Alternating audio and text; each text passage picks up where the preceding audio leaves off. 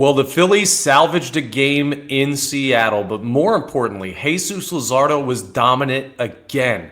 Has he unseated Zack Wheeler as the potential number 2 starter in a playoff rotation? We'll talk about it on today's episode.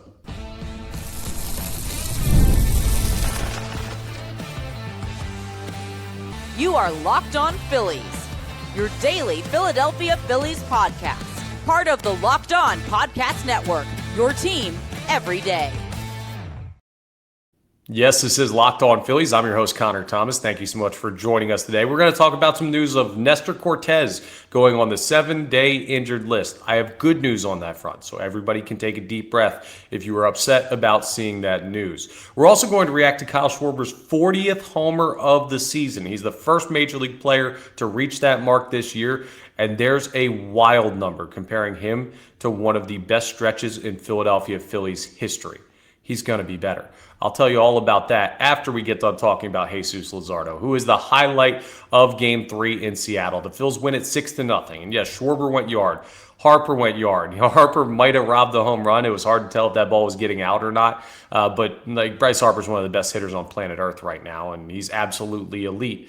Bottom line is, the big takeaway from that game yesterday was that Jesús Luzardo went 7 innings, allowed only 1 hit, and he gave up, obviously, 0 runs as the Phillies won by shutout.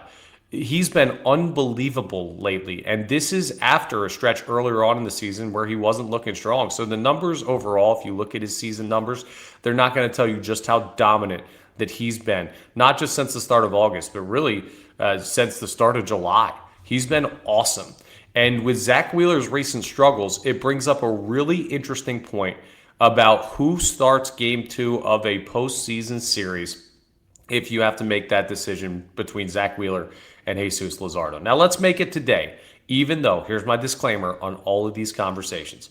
Anytime you worry about bullpen structure, anytime you worry about who's getting the ball in Game 1 of a postseason series or who throws Game 2, Game 3, any of that setup, my argument is always, it will work itself out. It will reveal itself. Now, that's not fun. It's just telling you, hey, wait.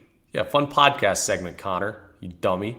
You got to be able to, project out as to what is going to happen, which is why we're going to have the conversation. But the real answer to this is by the time we get there, we're going to know. We're going to know who deserves the ball Game 1, who deserves the ball Game 2, and who deserves the ball Game 3, or at least have a pretty darn good idea. We're still a month away at this point, so we get to see what Wheeler does. If he bounces back, he's got one of the best postseason pitching resumes in the history of baseball. If Luzardo stays hot and Wheeler doesn't bounce back, well, again, simple decision. Zeus, you get the ball. And then we're having who knows? Do we actually have a conversation about Aaron Nola maybe getting the ball before Zack Wheeler? That's like the red button on the desk of the president. That's like the nuclear button. We're not ready to even look at that yet. That's something that'll come much further down the line. But with Zack Wheeler struggling, it opens up a lot of, I was going to say interesting possibilities for the Phillies, but necessary possibilities for the Phillies to consider as we draw closer to October. So let's just settle this to begin with. Why not 1? Has Luzardo not been better than Cristopher Sanchez lately? You could make the argument that he has been. The numbers overall for the season still have Sanchez as the better pitcher, right? And I'm not talking major analytics. I'm talking simple ERA and win-loss and all of that stuff. The basics of stats, which is all that I can understand, really, if I'm being honest with you. We don't need to go into F-WAR and B-WAR and all of these things that make up the special statistics that have shown up on scoreboards around the country lately. No, we're just bare bones. Cristopher Sanchez, by the numbers, has had a better year than Jesús Luzardo. He's also been really good in the postseason, and he's a guy who had 50 2/3 innings of scoreless baseball consecutively earlier this year. Sanchez is getting the ball Game 1. He made the start for the National League All-Star team.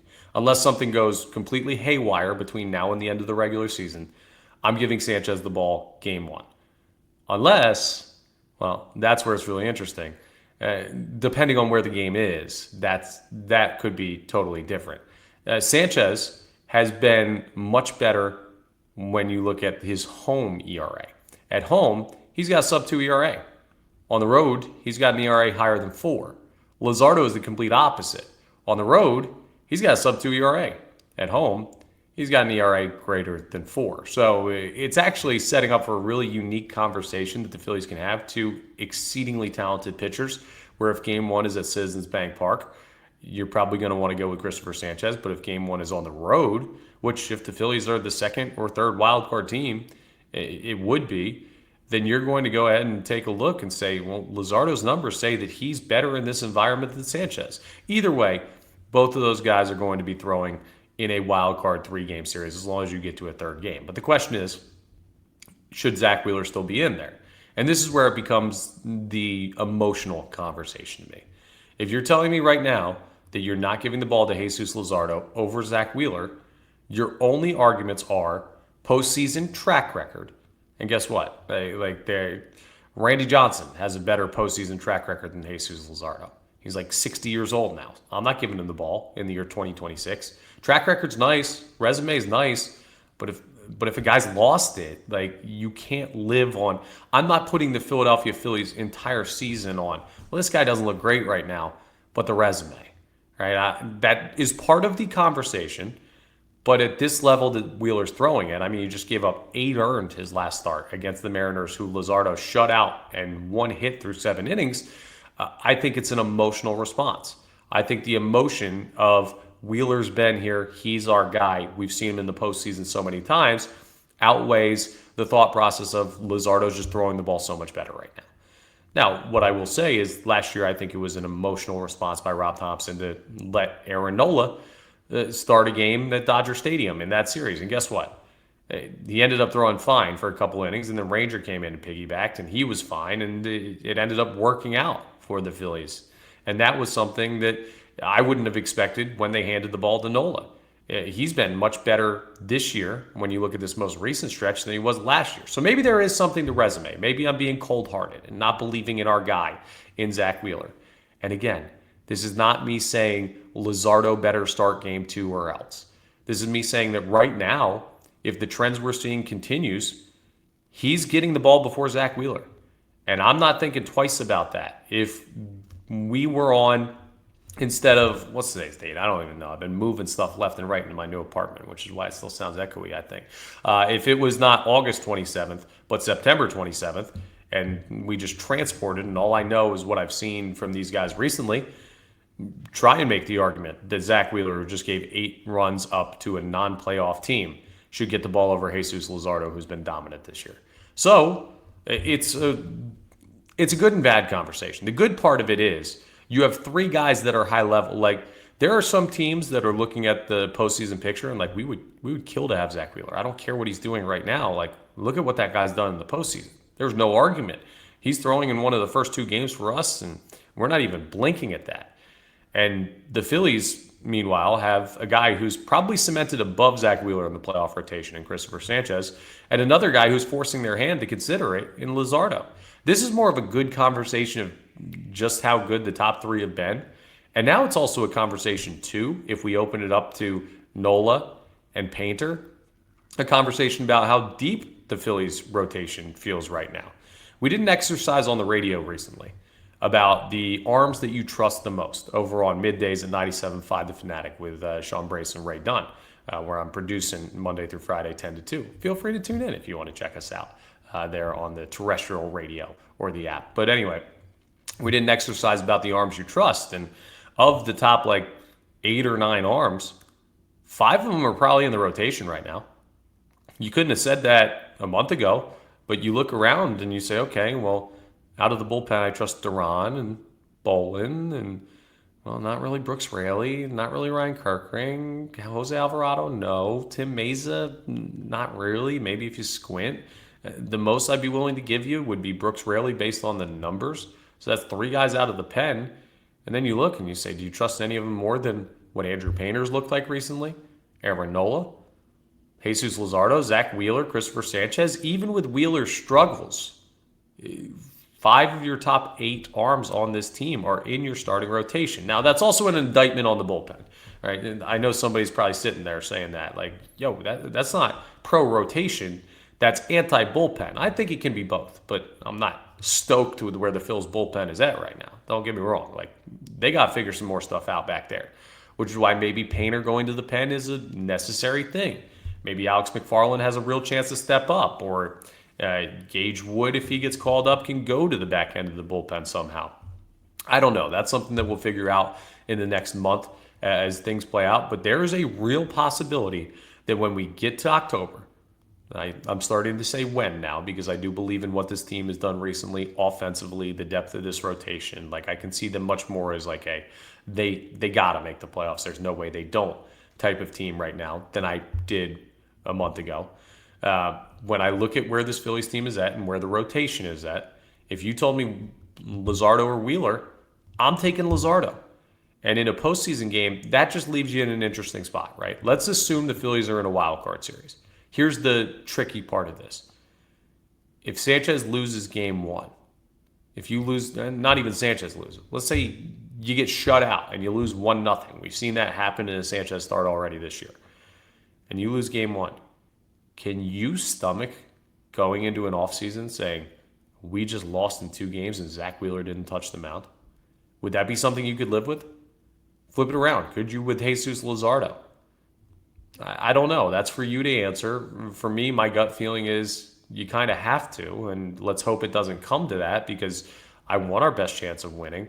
And going out on your shield is like, it's very brave and it's very valorous and all of these wonderful things that you see in movies about guys that fight till the end and die on their principles. I'd rather win. So I'm going to go with the guy who's the better pitcher right now. And to me, that's Jesús Luzardo. And I'm not really thinking twice at this moment in time.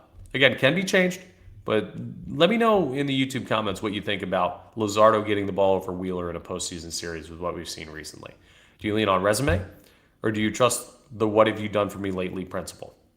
Speaking of the resume, and I guess also the what have you done for me lately principle, Kyle Schwarber's got it all, man. That's why this guy's just the best. He hit his 40th home run of the season yesterday. He's the first player in Major League Baseball to get to that mark, and it's the, 5th straight season he's gotten there as a member of the Philadelphia Phillies? 4th straight season. That's a big-time accomplishment. But we're going to look at the 5-year stretch and compare it to that of a Phillies legend and tell you why what you could be seeing from Schwarber, it could be the best 5-year window in the history of hitters of this franchise. We'll talk about that as we continue today's episode of Locked On Phillies. Let's talk about our friends over at 5 Hour Energy first, though, because if you've got a sweet tooth like I do, you know how tough it is to find that perfect treat without all the sugar. And that's why the Fruity Rainbow 5 Hour Energy Shot brings that nostalgic flavor back in a whole new way. Fruity Rainbow 5 Hour Energy Shots treat your taste buds to an explosion of fruity flavor with a tasty caffeine kick. It's a quick, easy way to satisfy that sweet craving while keeping things simple and on the go. To me, the best part is the flavor. Honestly, like sometimes you just need that sweet treat throughout the day. You had a rough one, you get done your lunch break, you need to wash down your meal with something. It helps you wake up, which is a beautiful thing. Like that caffeine boost can get you through even the longest days. So that's an important part of it. But I'm trying to keep myself in good shape. I'm trying not to get home and sit on the couch and open up a candy bar. I'm not trying to burn my diet just because, well, I don't know, I've had a long day. And that's why this is perfect, because it's just a small shot. It gives you that energy boost that you're looking for, and you could fit it in with your goals and dietary stuff and everything like that you're trying to do to stay in good shape. It's convenient, it's easy, and man, do I love having that taste. So get candy-flavored chaos with Fruity Rainbow 5 Hour Energy Shots available online at 5hourenergy.com or on Amazon. Let's also talk about our friends over at Game Time. It is crunch time of the Major League Baseball season, and there's nothing like watching a Phillies game. Even better when you get to watch it live. The excitement, the fans. The only problem is, well, getting tickets can feel like an absolute grind. You got long queues, and you got surprise fees, and you got prices jumping at checkout. All of this stuff that you got to deal with. Well, that's why Game Time exists. The Game Time app gives fans the advantage with constant innovation. It's how you unlock amazing tickets and experiences in just a few taps. It's simple to use, and the Game Time guarantee means you're going to get 100% authentic tickets delivered on time at the best price. And here's the best part. Fees are included in the price you see. So what you see is what you pay, period. End of discussion. They got a bunch of great features, like the view from your seat feature where you can see what it looks like before you purchase the tickets. Zone deals means you can pick the section and you can save even more while Game Time selects the seat. They've got a lot of great stuff, and it's super convenient, super quick. They got great deals right up until the start of your event, whether that's a Phil's game or really pretty much anything else you need a ticket for. Take the guesswork out of buying MLB tickets with Game Time. Download the Game Time app, create an account, and make sure you use code LOCKEDON because you're going to get $20 off your first purchase. Terms apply. Again, create an account and redeem code LOCKEDON for $20 off. Download the Game Time app today and go ahead and get those Phil's tickets because, man, this is a big part of the season.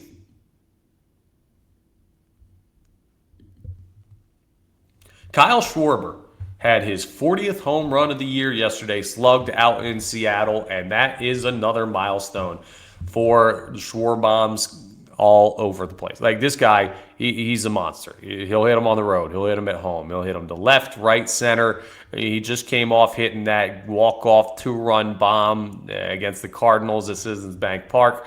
He has been so important for this Phillies team. It's not new. He's on his second contract with the team. First one was a 4-year deal. So this marks season number 5 for Kyle Schwarber. And he's gone out and hit that 40 home run mark 4 times in a row now. He has been an absolute monster for this team. I'll remind you, Jason Stark, Hall of Fame baseball writer, has called it the best power hitter signing in the history of Major League Baseball free agency. Not in Phillies history. No. In the history of Major League free agency. And he's been that good. He really has. The consistency is insane. I'll remind you, prior to coming to Philadelphia, if anyone's just like, oh, okay, well, you just paid money for a guy who was doing this already.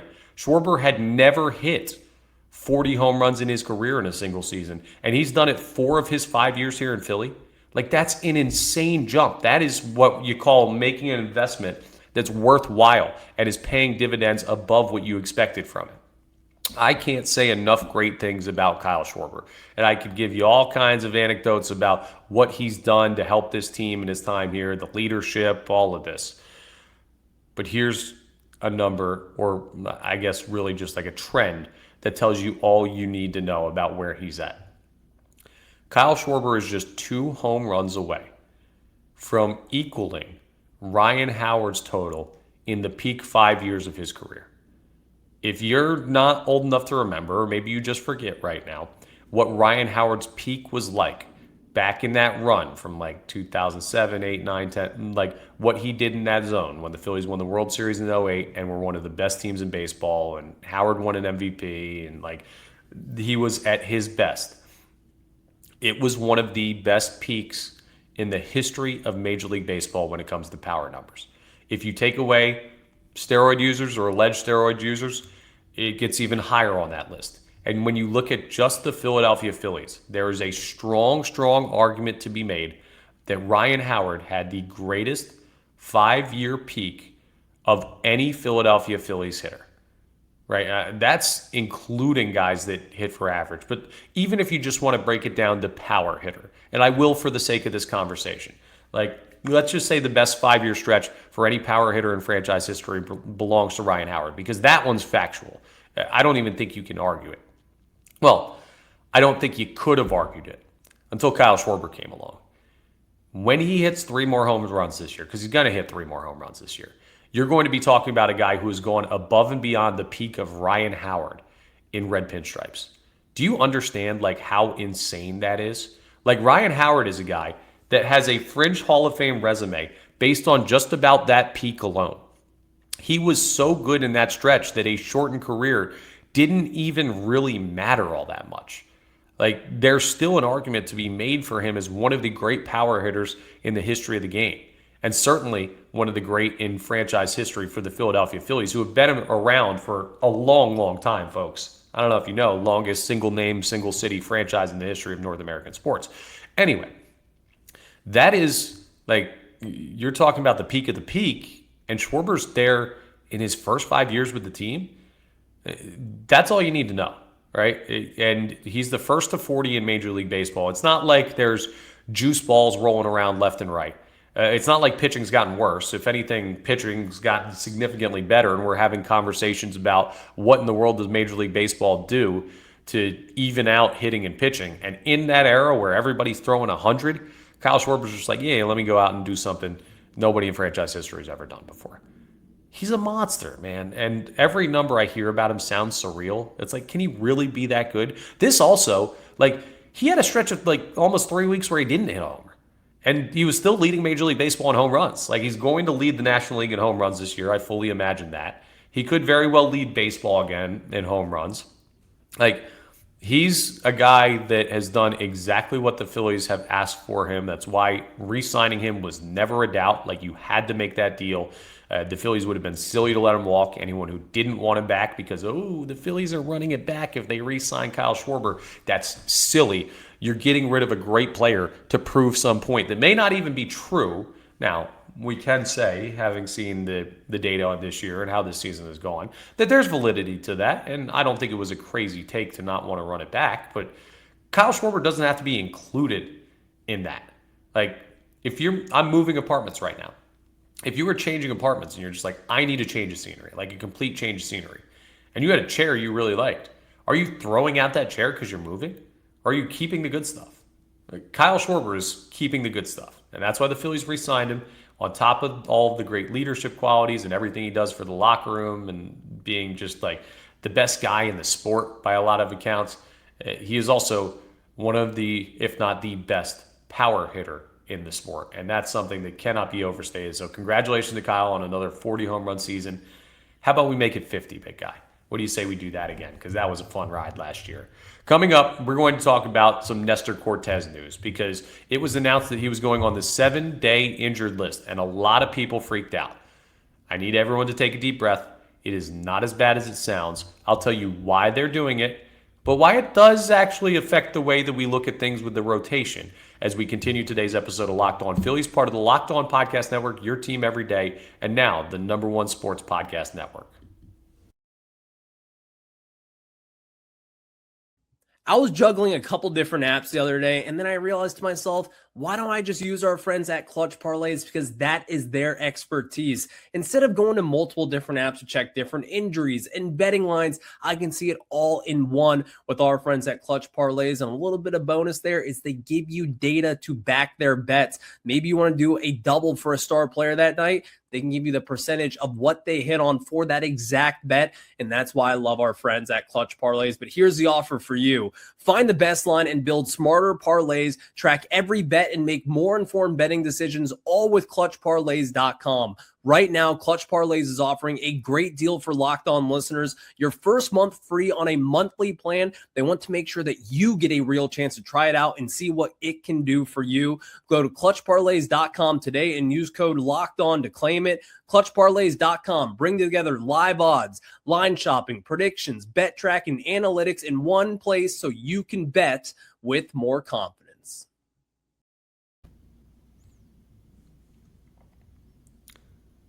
All right, so a lot of you might have had a breakdown in the last day with the Nestor Cortes news. I saw a lot of people mad at Dave Dombrowski. Great job, Dave Dombrowski.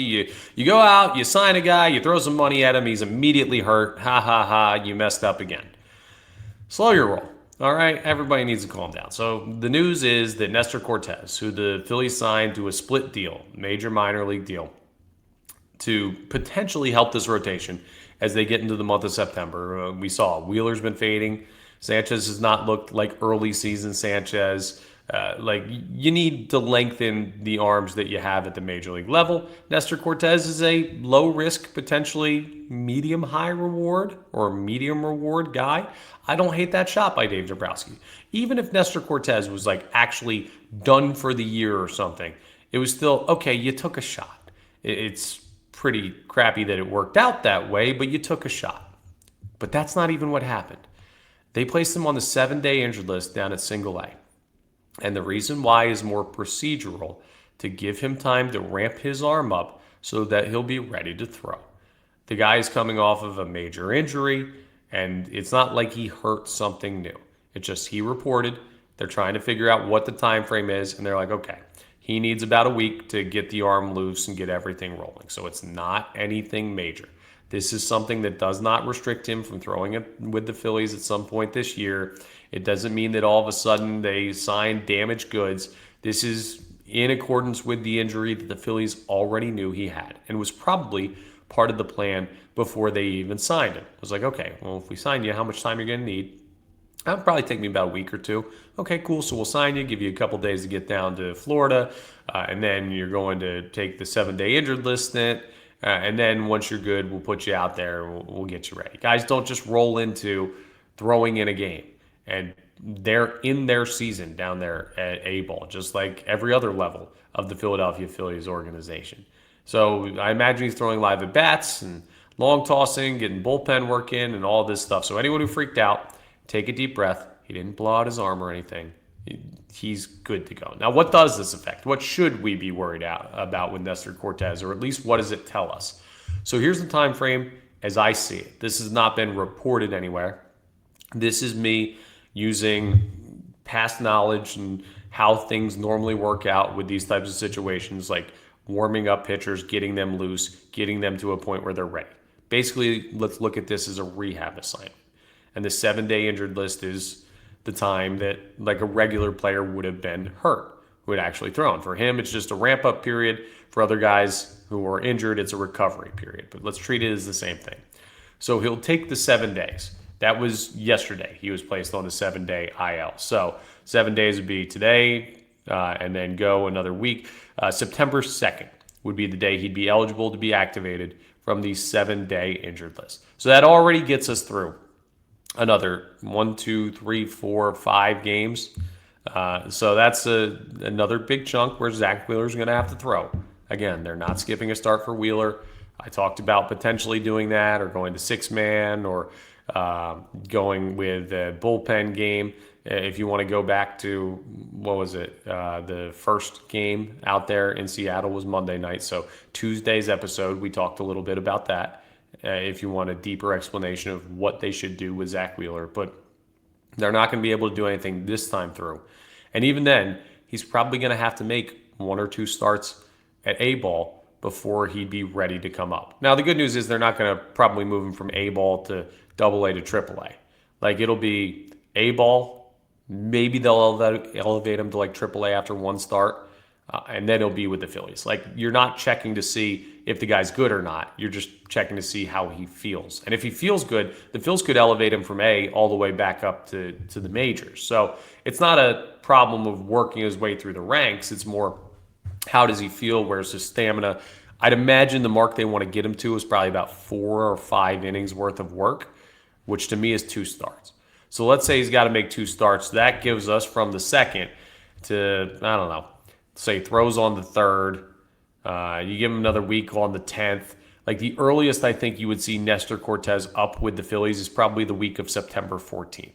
And that's only going to give you like 2 weeks worth of time. So how much does that even really help you? Unless they really accelerate this, and I'm missing the timeline, and we'll see what people report in the coming days from what the Phillies actually say about Nestor Cortes, but they haven't really said much about what the plan is with him.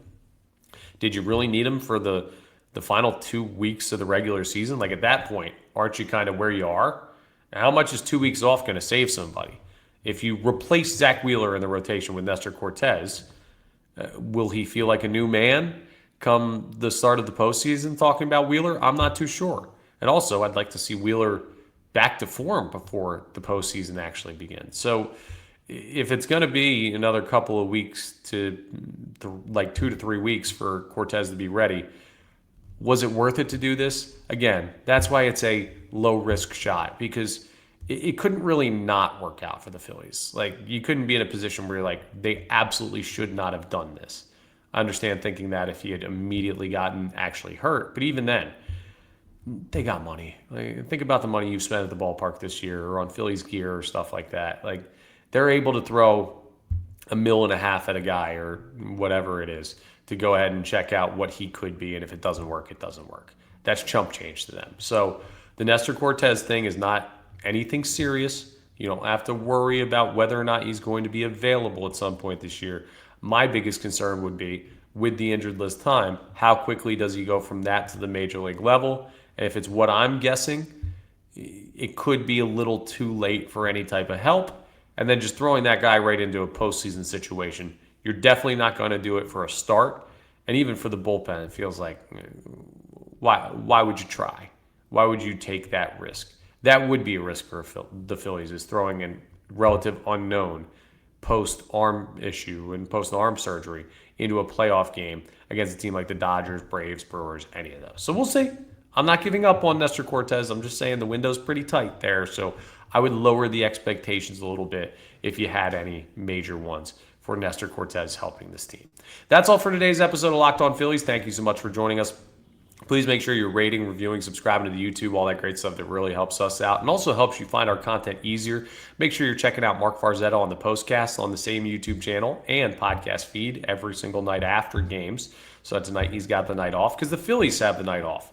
Tomorrow we will do the standings check that we normally do on off days. I just wanted to address that Nestor Cortes news because I saw a lot of people losing their mind about it.